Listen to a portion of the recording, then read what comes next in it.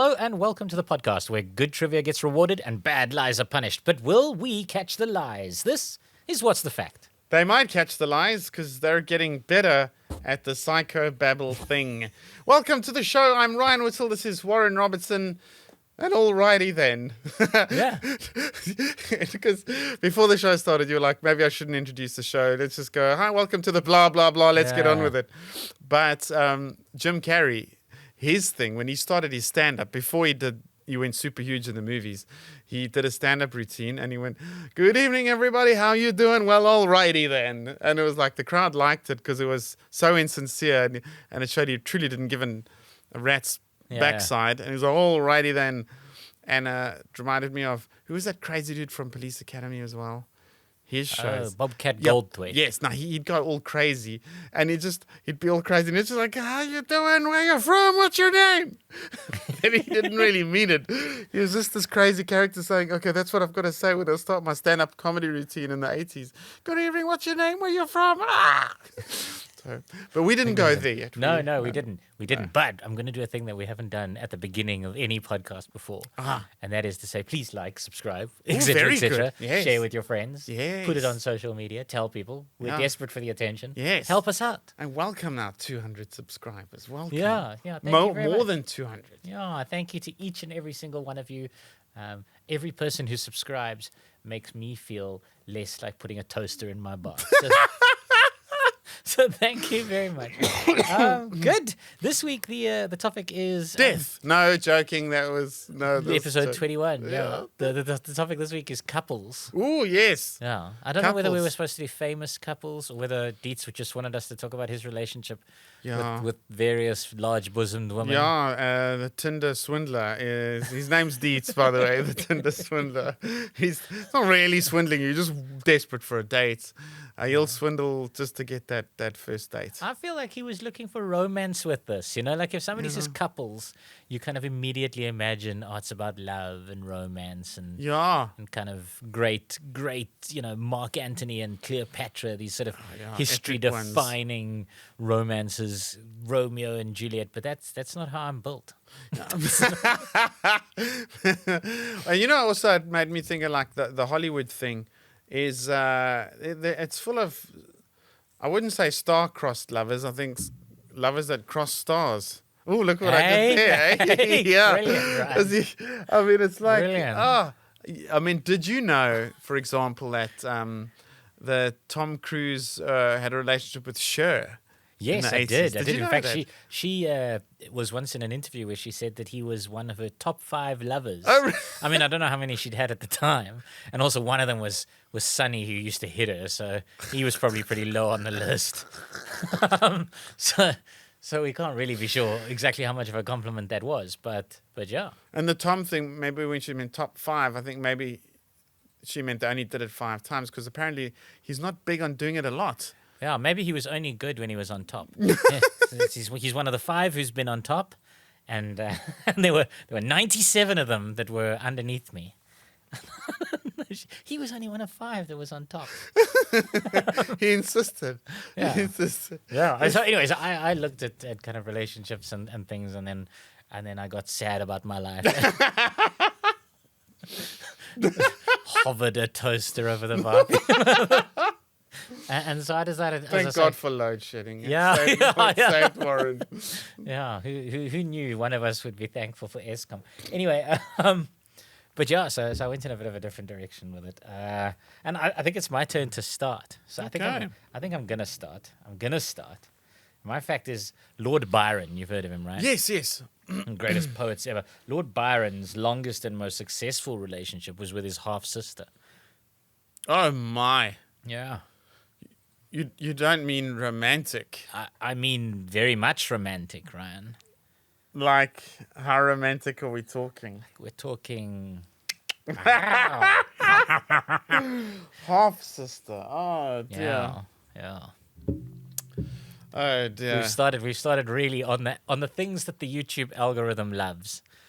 Is Lord Byron and his romantic relationship with his half sister. It reminds me of one of those kids jokes, the CDs for kids jokes I had in my kids' car the one time. It was like the mummy monster says to her son, have you seen your brother? And where are you going with that saw?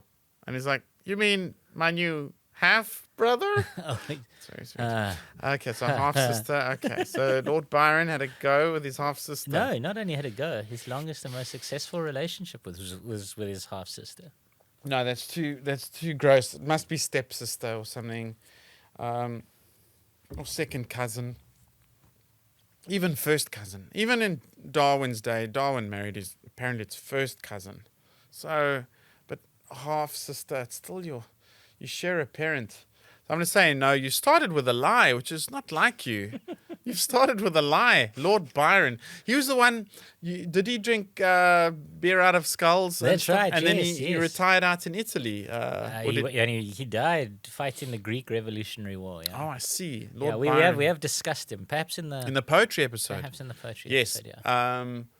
So I'm going to say, no, you started with a lie. He didn't have a romantic relationship with his half-sister. Well, this is one of the things that divides historians as to whether he actually did. But the vast majority believe that it was in fact a tawdry lie made up by a woman by the name of Lady Caroline Lamb. So much of history and on couples and stuff is it goes down to the question, did he bang her? Oh, yeah. But no. This relationship he really did have with Lady Caroline Lamb. That's the actual interesting one. Oh. This is the thing that that is. So Lord Byron, it's 1812. He's 24 years old. He's actually famous already. Because he's written Childe Harold, which has made him sort of like he's got a reputation for being a bit of a cad about town and a bit of a ladies' man, and he sort of plays up that reputation. And Caroline is now 27. She's married. Ooh. Yeah, scandalous. And she's even got a child.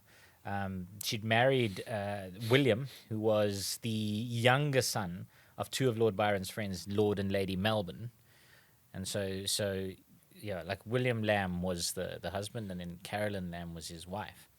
And Caroline Lamb heard about Byron, through this kind of strange connection, and started, by the sound of things, fantasizing about him. Sort of thinking about him as this rather interesting and intriguing person, because her own relationship with her husband had started to fall apart a little bit, because they'd had two kids and one of the kids had died, and the other one, who was still alive, historians believe was probably very autistic, so kind of difficult to handle. And this had meant now that Caroline had started dreaming about another life, and the person she'd started dreaming about was Lord Byron. And also there's some evidence that suggests William Lamb he'd become sort of sexually promiscuous himself, and he was asking her to do things that, she actually writes about it. Let me see if I can find it. Oh, yes, yeah. So Caroline says in a letter to Lady Melbourne in 1810, she said, "He called me prudish, said I was straight-laced, amused himself with instructing me in things I need never have heard or known, and the disgust that I first felt for the world's wickedness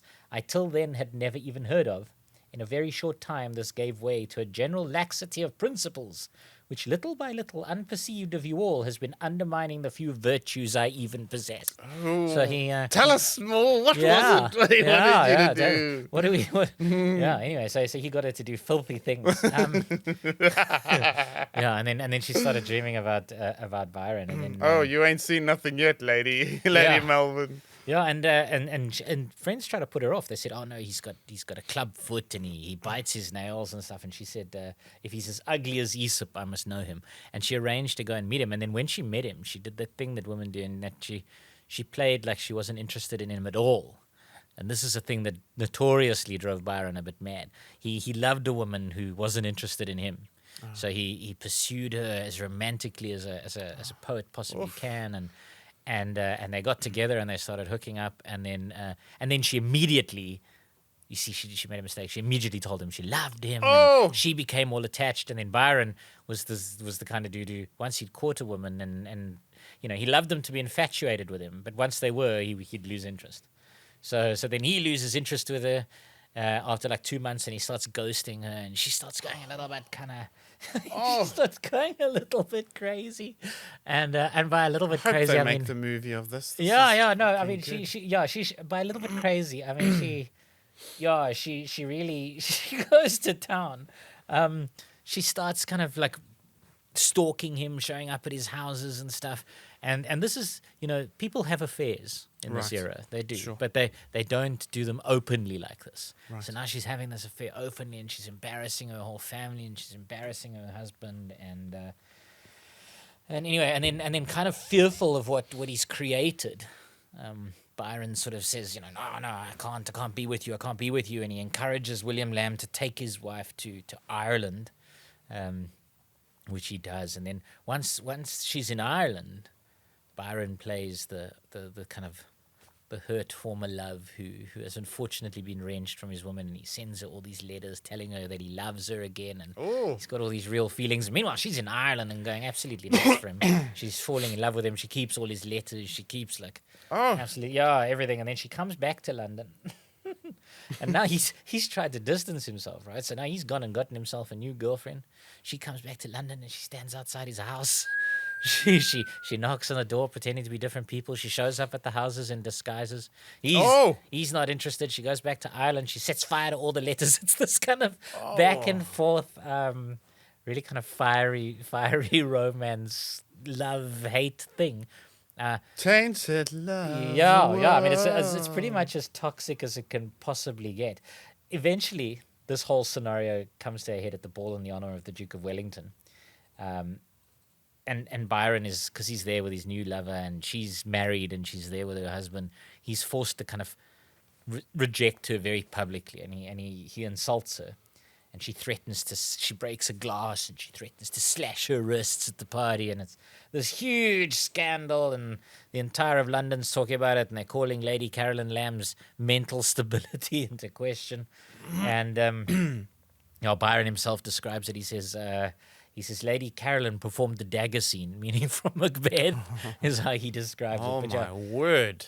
But and eventually that kind of sunders them and splits them, and they're driven apart. But it's a thing that kind of carries on in both of their lives, forever, because they write poetry about each other and to each other. She still continues to kind of show up at his house. She shows up one night late at night, and she writes in a book on his desk. She writes the words "Remember me" with an exclamation mark. Goodness. But now, coincidentally, that book was written by a homosexual called William Beckford, who Lord Byron was rumored to have had affairs with, and she was basically saying, I know stuff about you that if it came out, don't you dare forget who I am. And then Byron, what he did was he took those words and he turned it into the following poem. Remember thee, till Lethe quench life's burning stream, remorse and shame shall cling to thee and haunt thee like a feverish dream. Remember thee, I doubt it not, thy husband too shall think of thee. By neither shalt thou be forgot, thou false to him, thou fiend to me. Anyway, so she goes and she takes up, she and her husband kind of separate, even though her husband doesn't want to separate.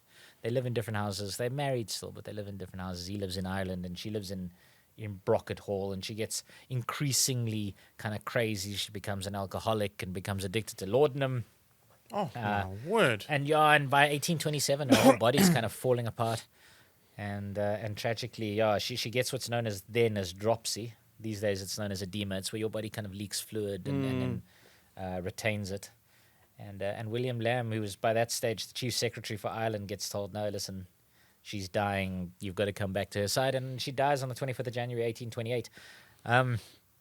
What's probably most famous about her, though, despite this kind of toxic, bizarre relationship, is that she is the one who described Lord Byron as being mad, bad, and dangerous to know. Something that actually I think he put on his epitaph. So there you are, yeah. So that man, they've got to make the movie. Yeah, so that's And anyway, she during her crazy period, she's the one that is alleged to have started the rumor that he slept with his half sister, and in fact, it's that rumor that many credit with him leaving England and heading to Italy and Greece because the scandal in London society was so great. So yeah, she got him in the end, I suppose. Defamation of character. Yeah, but I mean, you think about it. You think about who she was and what her situation was and how he treated her and how her husband was treating her. I love this story. Yeah, sure. Her life's not really you can kind of see why it sort of fell apart, a little bit. I think he was probably a bit of a catalyst for stuff that was already happening. Yeah. Yeah. The right guy at the wrong time. That's right. So our couples podcast, probably not something you want to show your Valentine's love on the 14th of February. Right, unless I sang the song, don't know if you heard me, Tainted Love, during the middle of that story. And this is another Tainted Love that I'm not open with. Oh, yeah. And there's a Tainted Love connection even, now that I think about it. But I wanted to look at I'm a big fan of Michael Jackson. I'm happy to say that. I'm just going to, before you carry on talking about Michael Jackson, I'm going to pause it. What do you mean exactly by Tainted Love connection? Because as far as I know, the love connection is... the old love. When you make the beast with two No, the connection of the song Tainted Love. I see. Okay, all right. So you love Michael Jackson. And, of course, he sang Tainted No, Love. he didn't. No, he didn't. No, he didn't. But I wanted to look at his weird relationship with Diana Ross. Okay. And it started, they met when Michael was 9 years old. I mean, I'm sure I'm starting to question this. Why? Because they were both part of the same record label, Motown. What a business success story that is. What a African American business success story Motown Records is. It was at that time the wealthiest black-owned business in America. And of course, it's called Motown because it's in Motown, which is Detroit, manufactured the cars. So Motown Records. Jackie Wilson was one of his first signings, and then there was a whole bunch in no particular order or chronological order. There was Stevie Wonder, the Supremes, the Commodores. Then there's the Temptations. These wonderful. Oh man. I mean, and Motown inspired so much of the 80s new wave stuff, and everyone just loved Motown. Anyways, the guy who started it, Berry Gordy. So he discovers Jackie Wilson, discovers Diana Ross and the Supremes, and in 1965, I must remember what my fact is that I don't give away too much here. He has an affair with Michael Jackson. No, 1965 with Diana Ross, and he's married. I mean, I almost got that right. Yeah, so Berry Gordy, the owner of Motown, who even he wrote some songs like "I Want You Back" and "ABC" of the Jackson 5. ABC. Yeah, he wrote that. Yeah, and produced it. Yeah, I'm not going to sing any more because otherwise they might slap us with a copyright complaint. And they had an affair, 1965, and it carried on for quite a bit.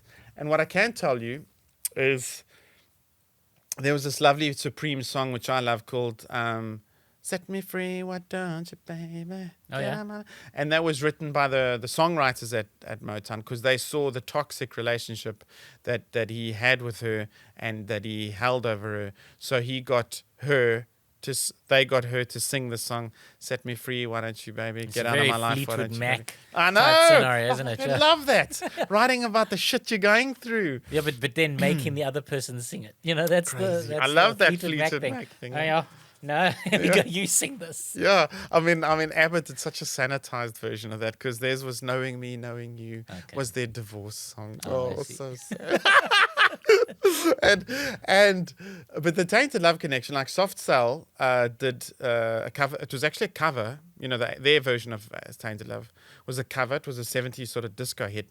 But the full version of Tainted Love starts with Tainted Love. Then after 3 minutes, there's a weird transition, and it goes into another song. Do you know which song? No. It goes into Where Did Our Love Go by the Supremes. Okay. Baby, baby, where did our love go? Oh, right. Yeah, so that's the full version, but he does a sad new wave, 80s version of that. So, and now it's time for my fact. Okay. Is Berry Gordy and Diana Ross actually share a child?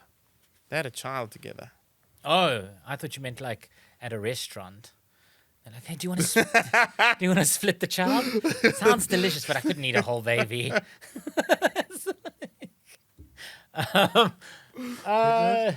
Sure, why not? Yeah.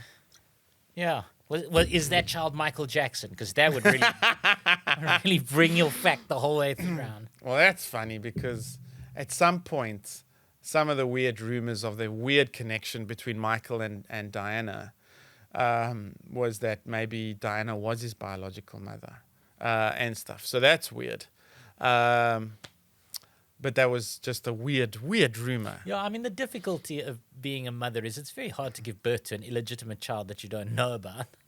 It's a very awkward kind of hard thing to do. So they met. Now back to Michael and Dinah. They met because they were in Motown, and he signed up the Jackson 5 with his cute little Michael leading the band. And so Michael always said she was like a mother figure. Then they grew up a bit of a sister figure. Then did they? Didn't they? It's still a big question. No one really knows. They probably didn't. You like to live in a fun fair with a chimpanzee. I mean, like if the 1980s were the 2020s, we might have called him an incel. I mean, and that's being kind. Yeah. Look, that's assuming all of the cases that he settled weren't actually settled because he was guilty. The only bit of evidence slash rumor I've heard that might indicate that they did was the one night they went out together. Dinah was supposed to be staying in her hotel room. She didn't come over. Then the next day at an event, she saw her friend who reported to a reporter that Dinah said, well, he's not gay. Okay. I mean, there's I can't remember her name, but the mother of his children. It was all the stories Debbie at the time. Yeah, when an Australian. Yeah, when she had his children, there was all the stories at the time that were like, it's impossible to be his children because he couldn't. He doesn't at all. He's sort of asexual. So that would convert everything. Maybe she was saying he's not gay because he's actually asexual. He only gets turned on by like chimpanzees. I don't know. All right, but back to the thing. You say it's you said true. Why not? Dinah Ross and Berry Gordy shared a child.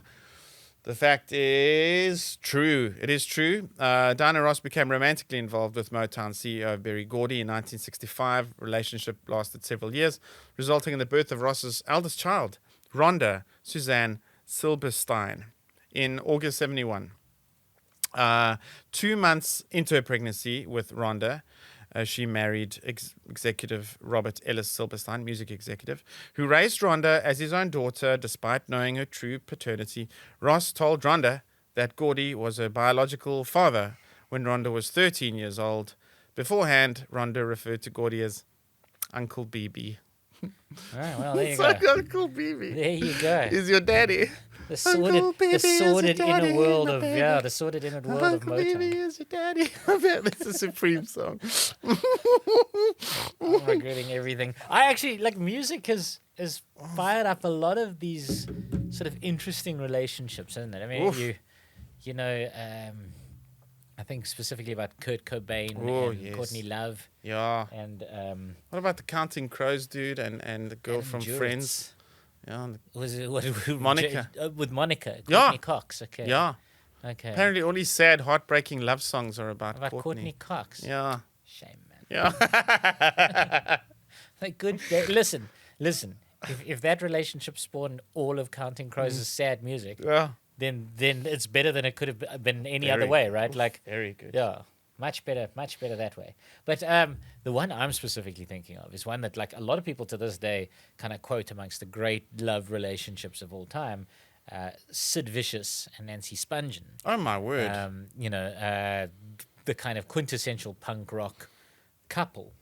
And, I mean, my fact about this is that the torrid love affair, because it was a torrid love affair, of Sid Vicious and Nancy Spungen, only ended when he stabbed her in the stomach and she died at the Chelsea Hotel. Oh, my goodness me. Yeah, that's my fact.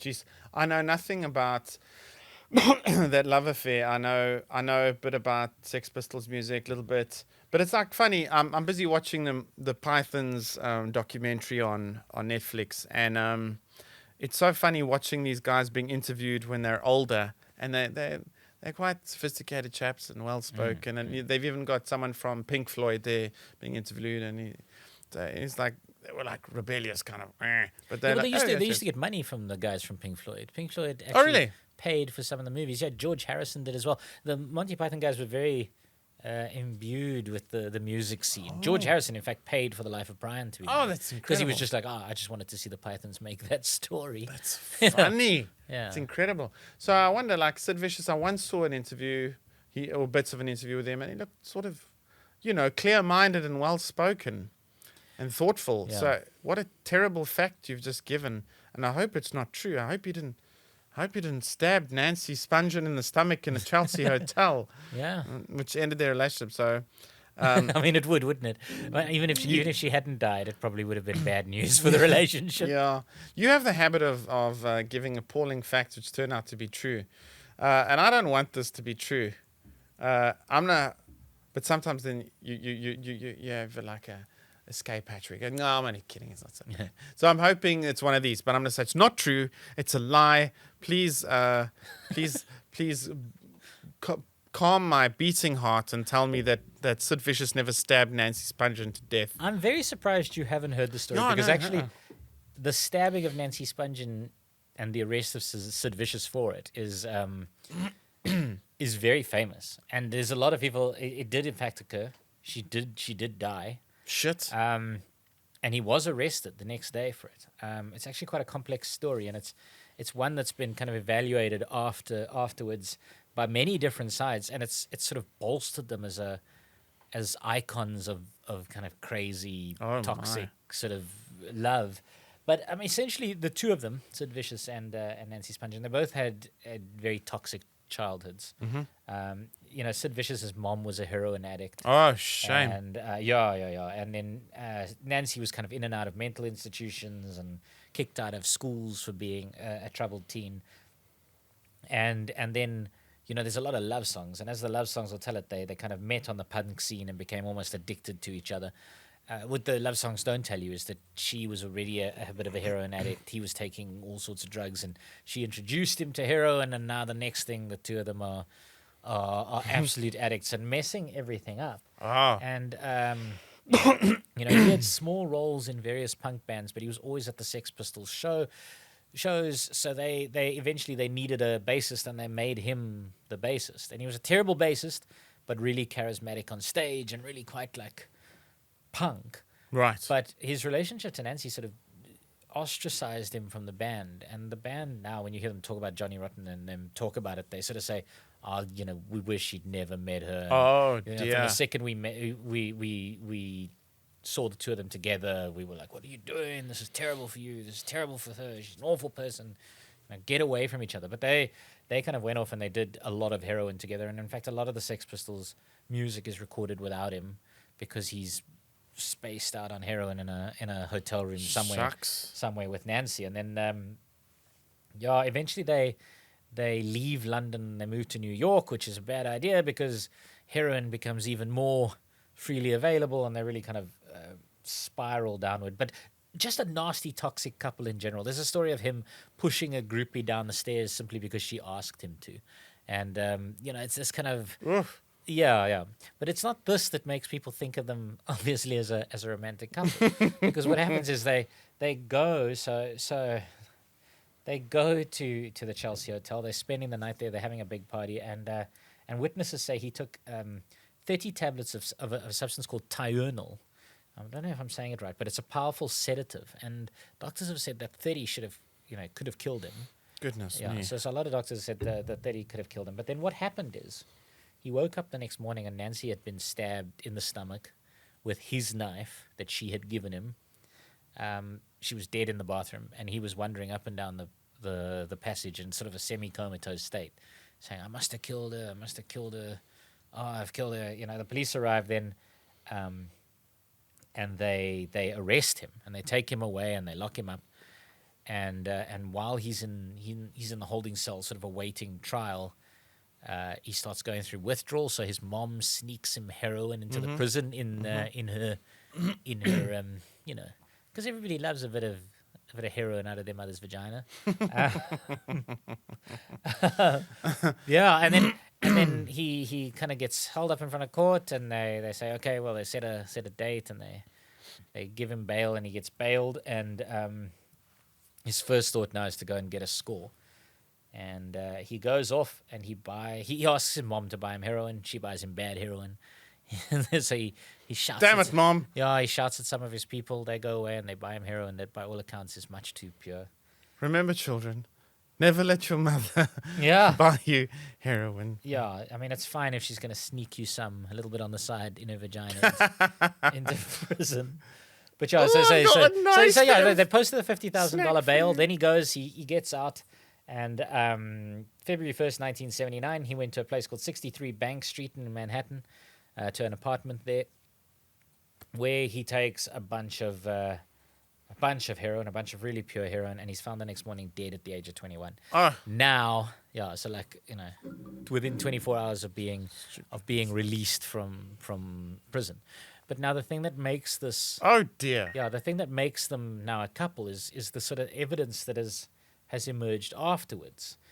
And the evidence that emerged afterwards was that there was some drug dealer by the name of Michael who was seen with $25,000 of Sid Vicious's money wrapped in Nancy Spongeon's headband that they'd been given as a kind of a payout for record sales. And that $25,000, it's alleged, had been stolen from their hotel room on the night when Nancy was stabbed. Oh. So there's all this theory that, in fact, this guy by the name of Michael, we've got no surname, stabbed Nancy while Sid was comatose. Jeez. And took the money. But now there's other theories that say actually what happened was they had a suicide pact and that he stabbed her and then took all of those drugs in an attempt to kill himself, those diurnals, because 30 of them should have killed him.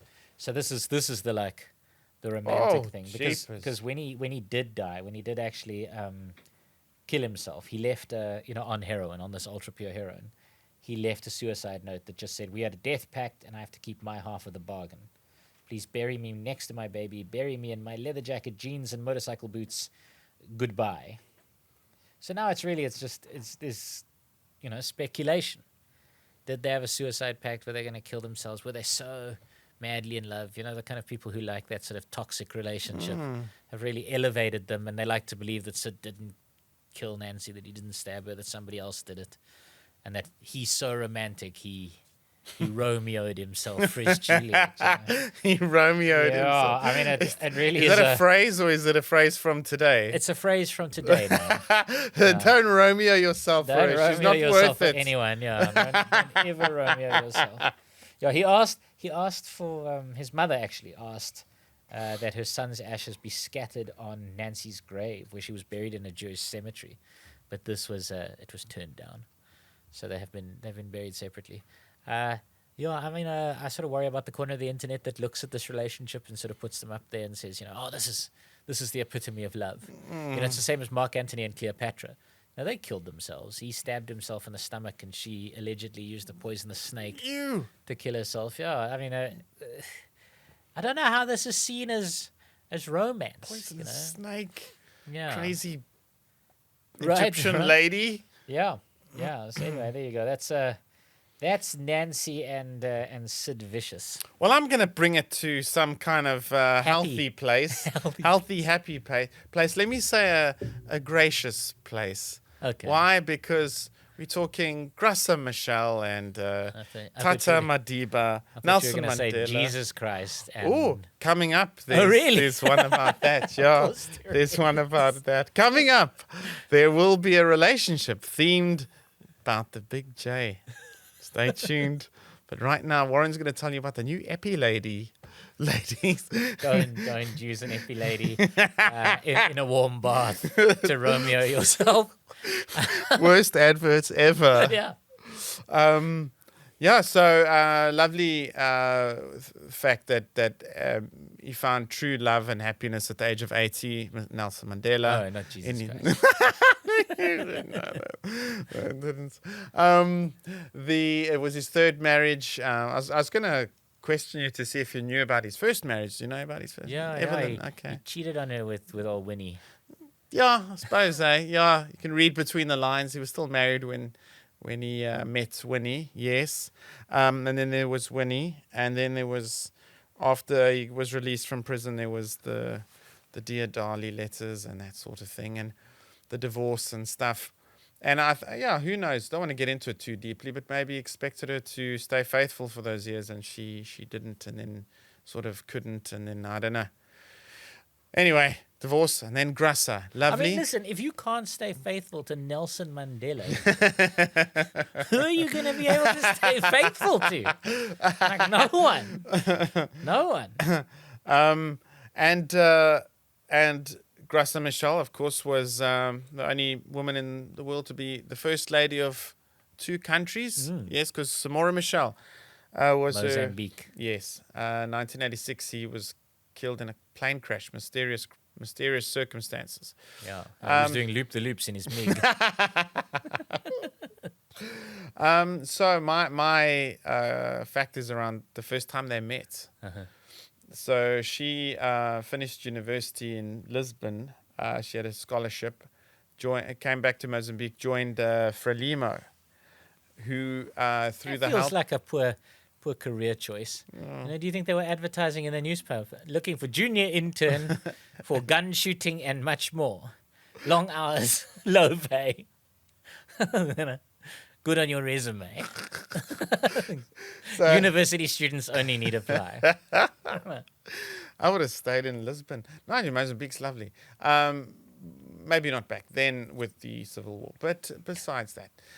So some they were being helped by the Soviets smuggling arms, and it was around then when the movement, the struggle, went into an armed struggle, and he met her in Mozambique, acquiring weapons. Nelson Mandela met Graça Machel in Mozambique, acquiring weapons for the armed struggle from Frelimo via the Soviets. That was the first time they met. I need to put my beer down for this joke. Yeah. It was love at first sight. Hey? Hey? So that's my fact. They met for the first time in Mozambique. Doing an arm deal. Yes. Yeah, absolutely. I don't know. There's something amazingly toxic about that. And it's quite clear. This is the gracious love couple. No, but it's quite clear that Nelson's not. He's not wild for the kind of quiet, boring chicks. He likes the firebrands. But I don't know. So then Nelson spent 27 years thinking about Graça in his cell. Yeah. And then he got out and he was like, "Sweet, her husband's dead." And then you're saying then they got together. It was like a Camilla Parker Bowles, Prince Charles type of thing, right? Like how there was something once, and then he was isolated from her due to constraints. Due to marrying the most beautiful woman on the planet. Due to controlling white people making him do things he doesn't want to do. That's why I understand the oppression of colonialism. It's not a bad Prince Charles impersonation, I'll tell you what. Yeah, all right. So now that we've established Nelson... Oh, jeez, do we have no line in this podcast? It's disgusting.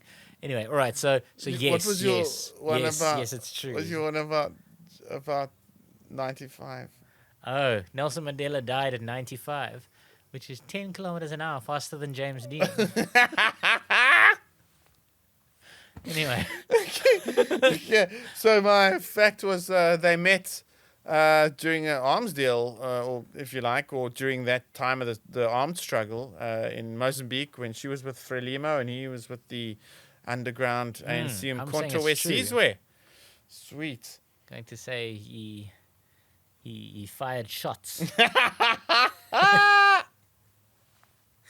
that the best I can do? Pathetic. Well, I am lying. And I thought the dates might catch you there a little bit. I didn't know the dates. I don't know the dates. I think Rivonia trial was around 63, and I think she would have come back from Lisbon to Mozambique in early 70s and stuff. So if the Rivonia trial was 63, the armed struggle was maybe even early 60s. She was sugar baby. Yeah, she was much younger than him. Yeah, nice. About 20 odd years. Nice, Nelson. But you know what's lovely is I just got to describe. I got to read you some of the words that he has written about Grasser. Okay. But Nelson has written about Grasser. I cannot describe. I won't do it in the accent. No, wait, hang on. Here are the words that he has written to describe Grasser. I cannot describe. Nice. Brilliant. All right. And I'll do it not in his accent, which I used to do in my stand-up. No. Don't. Okay. Everyone did it. Yeah. I cannot describe my joy and happiness to receive the love and warmth of such a humble but gracious and brilliant lady, Mandela wrote at the time. It gives me unbelievable comfort and satisfaction to know that there is somebody somewhere in the universe on whom I can rely, especially on matters where my political comrades cannot provide me. Speaking to a TV interviewer, he added, I'm in love with a lovely lady. I don't regret the reverses and setbacks because late in my life I'm blooming like a flower because of the love and support she's given me. This makes me want to cry. And this is funny. In 1998, aged 80 and 52, respectively, that's 27, 28, 27. They bought a house together and married Archbishop Desmond Tutu. They married Archbishop Desmond Tutu. Wow, this thing was pretty open. Okay. I did not know that the Bish married Nelson and Grasser. That's insane. So the Arch... there are things you can learn. The Archbishop, who had previously complained about them living in sin. the man's a beacon of hope for the Western world. Don't worry about him living in sin. He deserves... Anyway. If anybody deserves to live in sin. Yeah. But he said at the wedding, Grasser has made a decent man out of him. Arch, really. Arch. It's very funny. That's very sweet. So the fact was wrong. I was being a dick. No, they met for the first time after he was released from prison. There was an occasion, because she's a very lauded individual. She's on so many boards and so many things. And they met at some event in 1990. And then again, numerous times. That she met him on one of those prison pen pal sites? You know, you can send letters to a prisoner, like in the back of the U magazine or something. There's an advert there. Nelson says he likes lying in his cell and hard labor, chipping away at rocks and talking to his friends about politics. Write to Nelson now at 46664 Robben Island. Are you sure? When did you start at People magazine? That sounds very back pages People. Yeah. Wow. Nice. I'm glad that they found each other. love. Yeah, man, that sounds good. It gives us all hope. Yes. Speaking of politics, people sleeping with politicians, eh? Oh, yes. Yeah, here we go. So to get back at her husband for sleeping with her sister, whoa, artist Frida Kahlo slept with famed communist Leon Trotsky. Okay. All right. So, let's take that back a little bit. So, her husband. There's a lot there, right? Like there's a lot of pain. There's old Thingy's song. What an amazing song, Daniel. Deep Fried Man, Daniel Friedman. Oh, yeah. That song of his struck a chord. Which one? Oh, his song struck a chord. Yeah. Was that some sort of guitar joke? No, hey? I mean in the soul. Okay. No, in the psyche of the women, of the woman's psyche. Okay, if there is such a thing in the modern. Which song? I want to make love to your sister. Oh, I see. Yeah. So what happened is, Frida Kahlo's husband, Diego Rivera, was also a very famous artist. The two of them were married. My fact is that Diego Rivera slept with Frida Kahlo's sister. Oh, my gosh. And then in order to get back at him, she slept with Leon Trotsky, one of the founders of modern communism in Russia. So was Trotsky like a writer type before Lenin took up the gun with his soldiery friends? No, this is now in the early-ish 1900s. It's Trotsky. You've read Animal Farm? Yeah. Trotsky's Snowball. Oh. Yeah, so Snowball gets chased out of the communist government. Okay. and then he flees to, as it turns out, Mexico. Well, this is what I'm saying. All right. This is what I'm saying. He flees to Mexico, where he meets Frida Kahlo and her husband Diego Rivera, and then sleeps with Frida Kahlo because she's trying to get revenge on her husband for sleeping with her sister. This man has lived a life, is what I'm saying. I think he gets an ice pick in his head, doesn't he? At the end, he gets assassinated by the communist government wherever he flees to, which may or may not be Mexico, depending on whether you believe this fact or not. I mean, it's really two quite strange people I've sort of involved in this, because I could just have made up anyone. I could have said Pablo Picasso slept with, who knows? Yeah. I just basically, I thought you'd know who Frida Kahlo was, because there was that movie starring Salma Hayek about her life. Oh! She's the artist with the unibrow. Trotsky must have loved the unibrow. No, this is a story about my mom and I. I was visiting my mom one weekend. What is it about the unibrow that makes you think No. So we're having a few glasses of wine and we're bored, so we see what's on the telly. And there's a Spanish, foreign language movie. So we're like, let's watch this. This should be good. And it's a politician who is sort of forced into a marriage. He's a brilliant politician, so he's forced to marry a rich family and a girl, and they try to have a baby, and it's not really working. And then in the evenings, he goes to a mansion.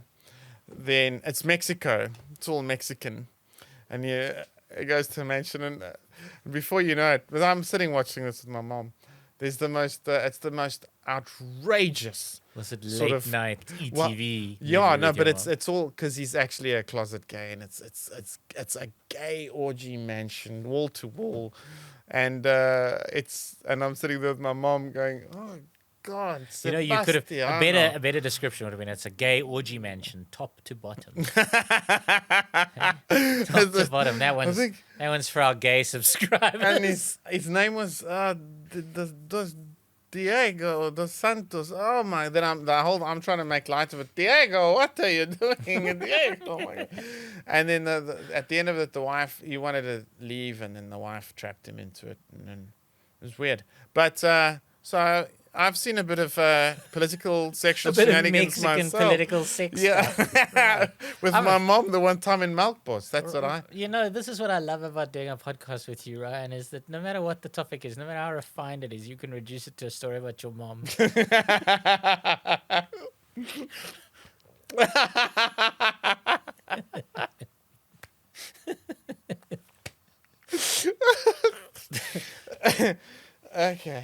Okay, so Frida Kahlo got back at her husband. I love this. I love it. I think it should be a movie. Again, I think it should be a movie. And I want this. It is a movie. Is it this part? I don't know whether they included this part in it. Well, I'm going to say this is true because I want it to be true. It's so radically intriguing. Goodness me. Yeah, I mean, it is true. Diego Rivera and Frida Kahlo used to cheat on each other all the time, right? And there's loads of stories of Diego Rivera coming home and he finds his wife in bed with a man, pulls a gun on this guy, scares him out of the bed, and then, and then they carry on living their lives together. But he also, but he was off cheating with her. You don't love me. I must love another lover because you're never here. Yeah. but so now the funny thing is, so she became much more famous than him. So he started depending on her money. And then so many kind of like weak, men, when they're dating women, who are earning more than them. So he slept with her sister as a kind of like, because he resented her for, having all the money and all the fame and all the things he wanted. So he slept with her sister as kind of a way to get at her. I don't know, the sister must have played some sort of role in this, I mean, by all accounts, Diego Rivera must have been a pretty good looking guy. But then, Leon Trotsky was exiled from the communist government to Mexico, and he actually landed up staying with Frida and Diego in their house. Oh, and it was a big deal because it was Frida Kahlo and Diego Rivera who asked the Mexican government to offer Trotsky asylum. After Stalin sort of chased him out of town, and as I said, I think he winds up getting executed, but she basically just slept with him because she was punishing her husband. But he fell in love with her. Oh, He wrote all kinds of Leon. Yeah, he made a mistake. He sent her all kinds of love letters and stuff. At some point, he sends her a 9-page love letter that she gives to her friend with a note that says, "I'm so very tired of this old man." So the poor guy, he got led on, used, and then eventually I think gets an ice pick in his brain. Oh, does he? I think that's in Mexico. Yeah, I think that's what happened to him. From Diego. No, from the communist government. Oh, Yeah, I believe they sent an assassin after him. My there you go. word. So that's at least he got to sleep with Frida Kahlo before. sure. You know. Yeah. Salma Hayek, yeah. No, I don't. She doesn't look like Salma Hayek. Would you take an ice pick in the eye for Salma Hayek? an evening with Salma? For an evening with Salma Hayek. Depends which eye. There are two eyes where I feel like it might actually contribute. Might actually help. Yeah, oh, yes. Selma, what are you doing? Selma. Oh, Selma. Oh, dear, Selma. I thought she... I mean, Selma, if you are watching, absolutely. Bring your ice pick. Let's You make don't a even night have of to it. cut your nails. Wazoo, yeah. You'll like a bit of that. Yeah, let's make a night of it. Selma. Just putting that out into the universe, embarrassing his son. Let's get a vision board next. There's Selma and an ice. Yeah. And an ice pick. Yeah, that's what Put it is. it on your wall. I haven't imagined it enough with the secret. I haven't. That's why it's never happened. Yeah, you don't know the secret. Yeah, we're not putting enough effort in on the secret. Anyway. Oh man. Speaking of nonsense, let's get back to our facts. Is it me? It's me, Yeah, isn't it's it? you, yeah. Ooh. My one goes back. Ah, yes, it goes back to the music. Yes. I want to know John Lennon, Yoko Ono, famous couple. Very, very intriguing. She's story. a musician. I don't know who he is, but she was a musician. Yeah, her vocalizations, her primal vocalizations. Right. That's where it's at. That's what the Beatles were missing. That was the jam. Yeah.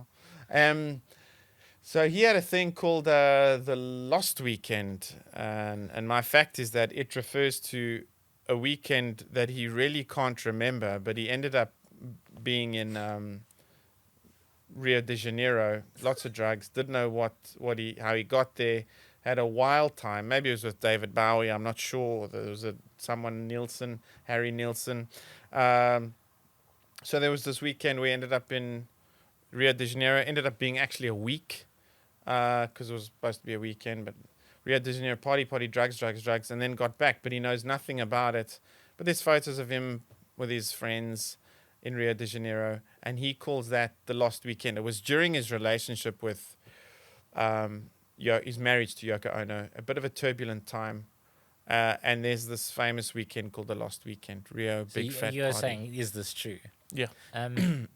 So now I believe that this sort of thing can happen. Yeah. Because I know of a writer for comedy shows up in Johannesburg. He used to be a comedian beforehand who he went on a drug binge once where he... I met the lad, eh? He started drinking and drugging on a Friday or something, and then he came to on the Sunday afternoon. He booked himself into a boutique hotel in Hampton. And That's a nice place to come around.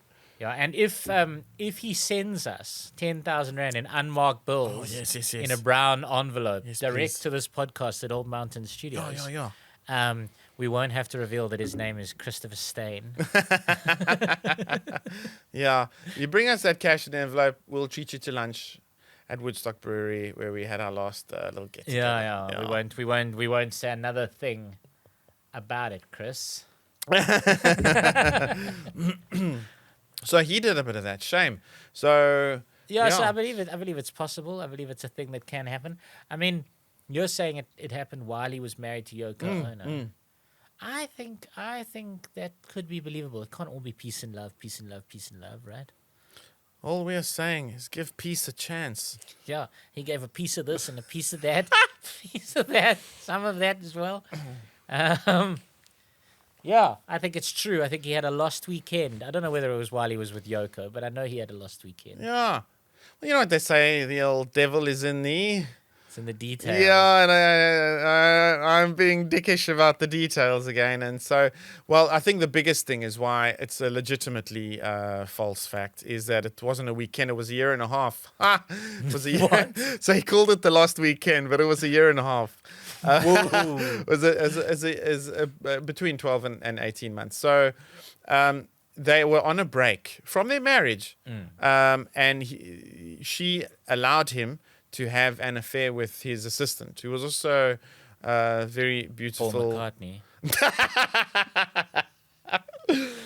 She was a very beautiful Asian young lady, very pretty, and she had an apartment in New York, but they were in Los Angeles a lot, and he was big into the booze and drugs as well, but also being fantastically creative, and he released 3 albums in that time. In that year and a half. Yeah. How did he call it? The lost weekend. Exactly. Imagine waking up. Don't just sleep. You wake up. It's a year and a half later, but you've released 3 albums and they've gone big hit around the world. You've got loads more money.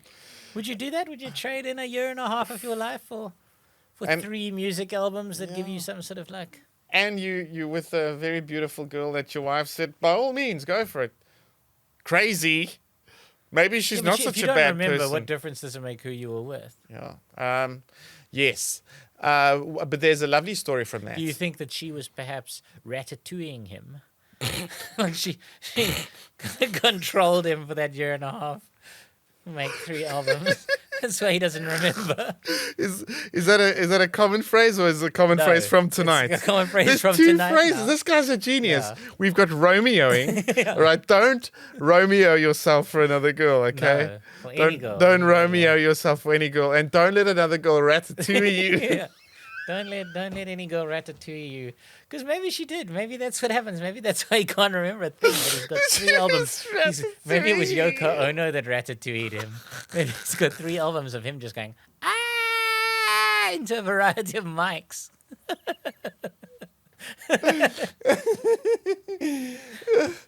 She ratatouilleed him. Yeah. Maybe. She had that sort of weird hold on him. But there's a beautiful story that I like from that era. One of the albums he was finishing, he thought it needed some harmonizing, bit of funky piano. Elton John was in town, who was becoming a massive star in America in the 70s. And he said, please pop in and help me finish the song. And Elton did a wonderful thing. And he never sang live after he was away from the Beatles. He never performed live anymore. John Lennon. And Elton John said, if we finish, this is a great little song. He's like, yeah, it's okay. Elton John said, no, this is a good song. If it goes to number 1, will you come perform with me at Madison Square Garden? He's like, sure, I will. But he had no intention, yeah. In fact, it was one of the things that was the end of the Beatles as well. He didn't want to perform any more live shows of the Beatles either. Yeah. And they didn't perform for like a year, and then they did the rooftop thing. Yeah, and then that was like, but they hadn't performed for like a year or something, or 2 years before. Yeah, funny. So the to tempt fate like that, the song did go to number 1, and so he joined Elton John on stage, 1974-ish. He never really performed live much after that. I know there's him singing "All We Were Saying Is Give Peace a Chance," and but he didn't really do a concert after that. There was more of a peace rally, I think. But he comes onto stage at a Elton John concert, and they perform 3 songs together. The number 1 hit, then they sang I Saw Her Standing There, which is a great Beatles classic, and they sang Lucy in the Sky with Diamonds, which Elton John did as a lovely cover, has released it. But their opening song was Whatever Gets You Through the Night. It went to number 1. It's a lovely little jam. Do you know it? No. It starts like it. Whatever gets you through the night, baby, it's all right. Baby, it's all right. It's like it's got some sort of American.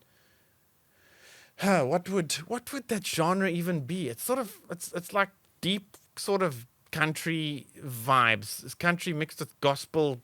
It's that sound. Okay. Lovely. Whatever gets you through the night. And rocky. Piano. Elton John going mad. Yeah. Whatever gets you through the night. Baby, it's all right. Well, there you go. There you go. All right, I've got a... So Deet said couples. And I did a sneaky thing. I thought to myself, maybe he doesn't necessarily mean romantic couples. about tired of the romance already. Something here about a couple of penguins here. No, no. So my next fact is about Sir Arthur Conan Doyle and Harry Houdini. Yeah. I am saying were best friends. They were besties, and they fell out and stopped speaking to each other over the existence of an afterlife. Oh my. Yeah. Yeah. Oh my.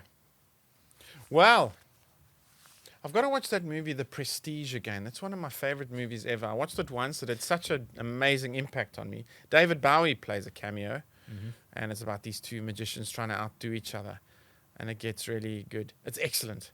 And Houdini, I think it was, he would have been in that kind of world. And I'll bet Houdini was the one who was, there isn't an afterlife, and Arthur Conan Doyle was, no, there is.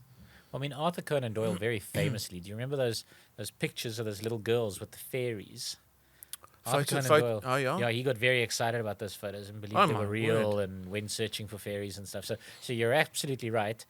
He was very into kind of esoteric stuff. But whether he was friends with Harry Houdini or that's, I'm not going to give you any more facts. I think Conan Doyle was around the late 1800s, and Harry Houdini, I don't know what era he was. I'm going to hope it's about the same. It sounds like, it's like I want this fact to be true. I'm hoping it is. I hope they had a good friendship, and then they broke each other's hearts and never spoke again. Like, I want that for them so badly. I think the Houdini would have been like, there's no magic in the world except the magic I create. Maybe he was that vibe, and so there's no afterlife. There's nothing outside of this magic I create. So photographing fairies was maybe inspired by that weirdness. Did you ever see that movie? Well, that photographing fairies is about that. Is about those photos. Yeah. Really? Yeah. Cheapers. Yeah. I remember that being a very impressionable, artistic movie, very arty. Bit of drugs. Oh, yeah. Maybe. Well, it's two little girls took pictures of fairies and they cut them out of their book. And they set them up in the bottom of their garden and then took photos of themselves behind these fairies and then told people that they'd been with real fairies, and people believed it for years and years and years because, photographers looked at the photos and were like, yeah, this is legit. This thing hasn't... Yes, definitely. There's no double exposure here. There's no, it looks real. Nobody could work it out. I mean, I feel sorry for those people. Imagine what they would do in the modern era where you can make Arnold Schwarzenegger's face on any actor you like. Oh. Those are have you seen those memes of Arnold playing Julia Roberts in Pretty Woman? Oh, no. I haven't. I have seen it. I have seen Tom Cruise doing some TikTok dances. You see? Deep fake. So imagine, it's called deep Arthur fake. Conan Doyle's brain would literally melt out of his ears if he saw that stuff. I still like the fact, and I'm going to go with that you're telling the truth. Okay. Is that, yes. All right. Yeah, it's true. Oh, wow. Yeah, it was in the 1920s. Really? Harry Houdini and Sherlock Holmes author Sir Arthur Conan Doyle became friends, and they would often meet up for drinks and for tea and things, and they would talk about life. And you're right, Harry Houdini was the natural skeptic. He was kind of like, one of the things he liked to do was go and debunk psychics and seances and things, and he liked to do it kind of publicly, tell people how they were doing it, how they were shaking the table, what they were doing. He loved it. And and obviously Arthur Conan Doyle believed in ghosts. He believed in or basically if some spiritual cuck was going, Arthur Conan Doyle had money for it. He was buying into the whole Oh, my word. Which is weird given how kind of logically scientific his character of Sherlock Holmes is, because he's the other side of it. But he was determined to make Houdini believe in ghosts. He was like, no, this is real. Maybe he was like Wilbur Smith, this Sherlock Holmes character was this, I want to be this guy. Yeah. I want to be this guy. So bad. No. I think, because as I say, even when he was confronted with Harry Houdini, he basically, he made it his life mission to turn Harry Houdini, to make him believe in all the seances and stuff, and he took Harry Houdini around to various big seances, and Harry Houdini just kept debunking them. Jeez. And apparently it reached a point where they got into a big fight with each other, and because eventually what happened is Arthur Conan Doyle organized for a seance to contact Harry Houdini's dead mother, he'd be like, all right, you don't believe in any of the other things, but this woman is going to know things about you that only your mother can know. This will prove it. And then Harry Houdini proved that was a fraud. Ooh. And then he got so irritated with Arthur Conan Doyle. He was like, that's my mother. You've desecrated her memory. And they had this big sort of falling out. And then they wrote kind of warring columns in the New York Times about each other. Jeepers. And never spoke again. So shame. Yeah, it happened. There was real falling out. Over fairies. Yeah, you see what happens when you try and sell bunkum. when are we going to have a falling out? That's right, Ryan. Believe in fairies, Warren. Yeah, look, to be fair, you've never taken me to a church and said to me, this is your dead mother speaking. You know? I mean, it would be very weird given that my mother is alive. Very, very strange thing for you to do. Oh my flippin' word! That is, I love that fact. That's jolly interesting. And the next one is also in the entertainment realms, but it's moving quite modern. Yeah. And it's not often that there's a Hollywood couple that are darlings. Well, maybe Will and Jada used to be, didn't they? They used to be the darlings of Hollywood. They did. Hey. Something's gone awfully wrong there, hasn't it? Their brand is tainted. Yeah, and they are, but there's a couple emerging which are sort of quiet darlings, and they're a weird couple, and I just love them both very much. And that is, of course, Michael Douglas and Catherine Zeta-Jones. Absolutely. You see, there are these lovely stories. I'm talking about Joaquin Phoenix, and I must get her name right because it is a strange name. I thought she'd be weirdly like Scandinavian or something. No, she's a New Yorker. Her name is, I always say it's Mara, but it's not. It's Rooney Mara. Mara's her surname. Rooney Mara. Wayne Rooney. Joaquin Phoenix and Wayne Rooney.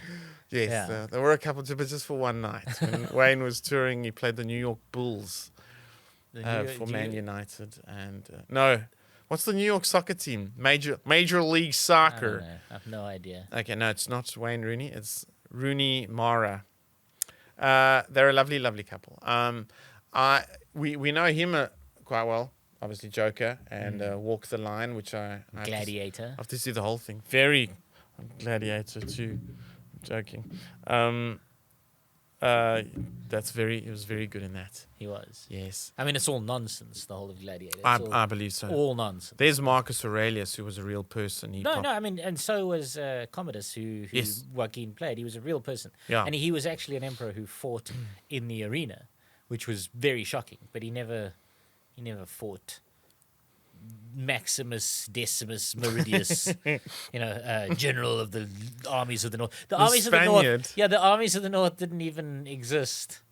I mean that's one of the things that they reckon that historians they reckon that Russell Crowe got the name wrong because it should have been Maximus Decimus Meridus. Because Merida is a place in Spain, which is where the character probably came from. So it should have been Meridus, but then he pronounced anyway, he got it wrong. But there's no armies of the North for him that he could have been a general of. There was, what was he? They said he's the leader of the something legion, I think there was one of those legions. I can't remember the name of it, but he, he wouldn't have been that guy. Yeah. So his character was just total nonsense. It was all rubbish. No, that's fine. I'm fine with that. Yeah. I did, but Marcus Aurelius left his son. Sorry, I mean one last thing. Marcus Aurelius did leave his son Commodus in charge. Mm-hmm.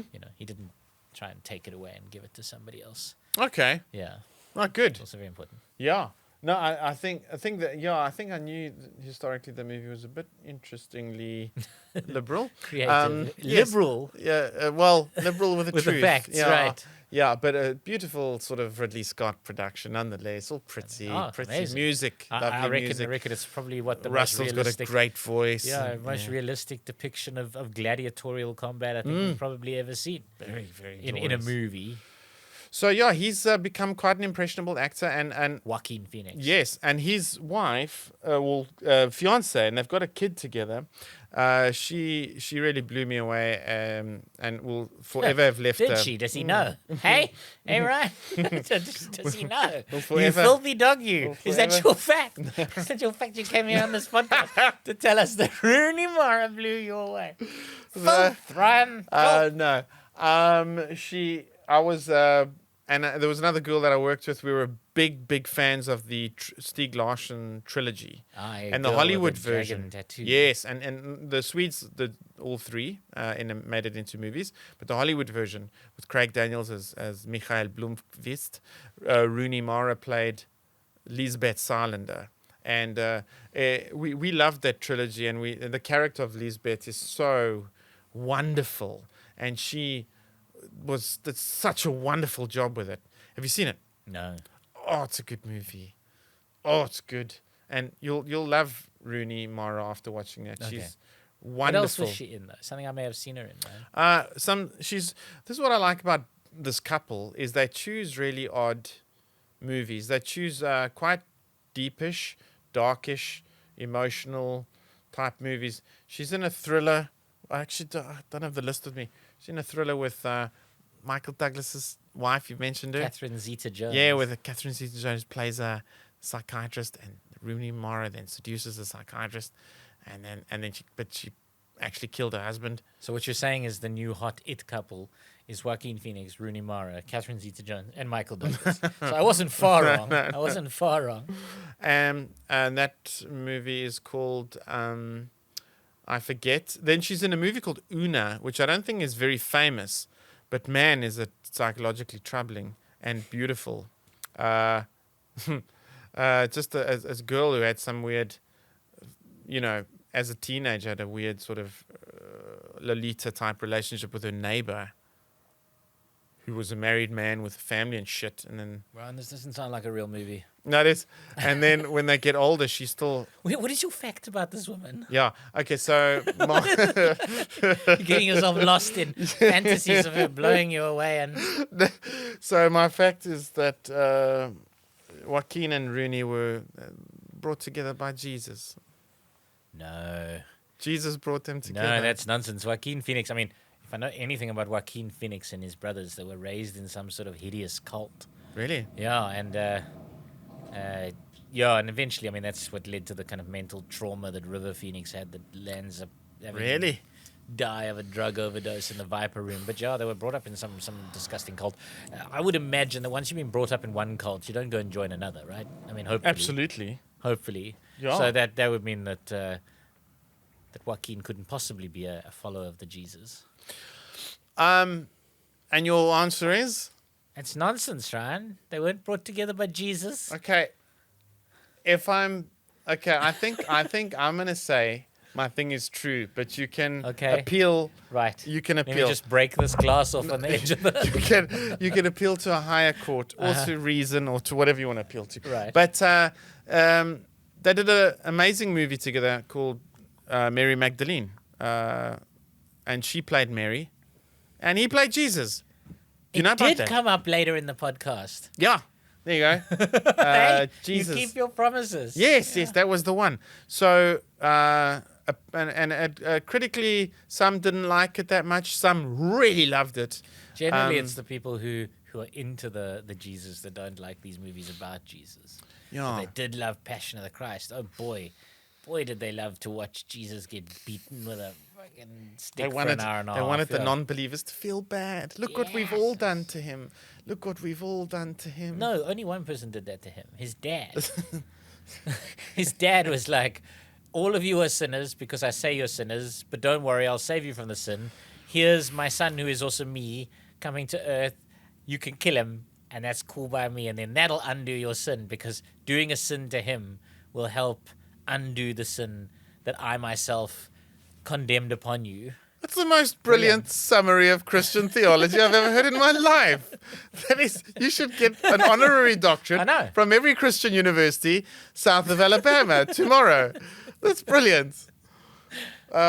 Yes. Yeah. So it's as simple as that. I'm keen to see the movie because it is taking the story from whatever bits of story they have about Mary Magdalene, and then they've constructed a bigger Which story. isn't very much. They don't have very much information on Mary Magdalene.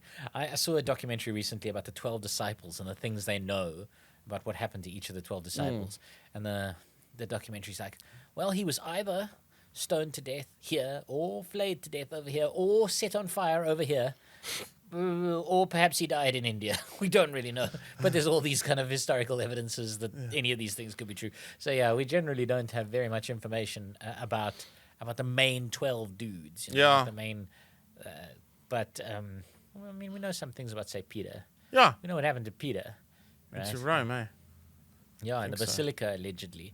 You see, I do still want to go just for experience sake, and when I start traveling again one day, when the kids are all got jobs and stuff and building cottages for their granddaddy on the back of their properties. But I do want to do the sort of pilgrimage to Jerusalem, Israel, and to Rome. But I believe when you get there, it gets a little crazy. I don't know if you've done the Middle East or... No, apparently it's like... Also, they're not sure, but... Hey, this is the thing in Matthew chapter 12 where this thing happened. It happened right here at this place. They're on the spot. Yeah, so please You buy can actually bookmark. see some of the blood. Yeah. From So here's a bookmark for $13 to say you were here, and then half a K down. And this is the Mount of Olives. In fact, he prayed at the Gethsemane. He ate this very olive for $75. It can be no, but the Santiago de Compostela, right? Like you do the pilgrimage. In Rome. No, in Spain. That's Spain. supposed to be the burial site of one of the saints. But the thing is, they're pretty sure he didn't die anywhere near there. They're pretty sure he died in the Middle East. But anyway, this movie you're saying is factually accurate? No. Well, no, I'm saying Jesus brought them together. So, and I don't know if it's factually, but it's more the story Jesus of Mary the Magdalene. producer of the movie, or? Because I think I'm going to argue I'm going to argue to Dietz. I'm going to appeal to Dietz on this because I don't think Jesus is the... He brought them together, I think he brought them together. He brought Rooney and Joaquin together. That's like saying that the movie about Amadeus Mozart won all of the Oscars. It's not the thing, is it? Like it didn't... Did it? Well, it won a bunch of Oscars, but Amadeus Mozart himself did not win the Oscar. You cannot now say you cannot say that Amadeus Mozart is now an Oscar because he. Likewise, you cannot say Jesus brought that couple together because Jesus did not produce the film or cast it or direct it. Yes, but if we said okay, it's like if we said Milos Forman, was that it? Milo, he was the producer director, right. And that main actor dude. If we said Mozart brought them together. Could we say that? No. The subject matter brought them together. I think Dietz is going to have to decide this because this is the first time this has ever happened where we have conflict about who's right and who's wrong. I can appeal. Yeah. Anyway, here's my multiple choice. Yeah, multiple choice time. First multiple choice. It's about Mary Shelley. Oh, yes. Percy Bysshe Shelley. Yes. Who are two authors. And one of these facts is false about their relationship. Okay. Mary eloped with her future husband when she was just 16. Okay. They consummated their relationship on her mother's grave. Good bloody grief. Yeah. When they elope, Percy Bysshe Shelley is 5 years older, already married and the father of a young child. And they had 9 children together. She's like... it's like... Yeah, 3 of them are true. How 3 of those are true. dark is that on the mother's grave, you pervert, Warren? Oh, you pervert! I'm either going for the perverted one as false or the 9 kids. I don't think 9 kids was as unusual No, as it it sounds really, now. eh? Like now it sounds crazy, but yeah. But it already had a kid before, and they eloped when she was 16. Is that what the first one? That's right. Yeah, he was married and had a kid when they eloped. Ooh, my. Yeah. Oh, my word. Let me go with... this is so difficult. Oh, what is he going to go with? I'm going to say the 9 kids because I want the mother's grave to be true. Don't know why, I just do. Weird. Ooh, tell me. So I'll say 9 kids is false. You are correct. They only had 4. Really, eh? Yeah, so they did on their mother's grave. Everything else So he was married, he had a kid, and they filth, eloped, 16 filth, years yeah. old, banging on the mother. All filth is true, yeah. But how do we know about the consummation on the mother's? Did they write about it? Yeah, they wrote about it. It's less weird. No, it's still pretty weird. But she didn't know her mom. So her mom's grave was a place she used to go to think and to contemplate and whatever. So she took him there. A bit of a blanket, sit down. Yeah, exactly. Nice. So it's less creepy than it possibly could be. But yeah, there you go. What's yours? Right, multiple choice time. Couples. I've taken it back, would you believe it, to 80s music. All right. And which of these songs in its music video features the actual person that the song's about? Okay. 80s songs about girls. We've got Susudio by Phil Collins does the music video. Features Susudio? Yeah. Then we got Sarah by Starship. Sarah, storms are brewing in your eyes. Right. Does that feature Sarah?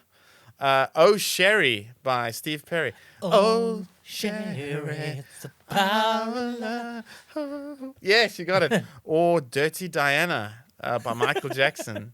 I feel like if you wrote a song calling me Dirty Warren, I wouldn't be in your music video. I'm going to go with Susudio. You think? I think Phil Collins. Yeah. All right, so let me tell you what was happening there. So you said Susudio. Dirty Diana, all the legend goes that he was writing about Diana Ross because his heart was broken. But no, I think he knew that it would be, controversial. And it contains a pretty model that hundreds auditioned, and he selected the one.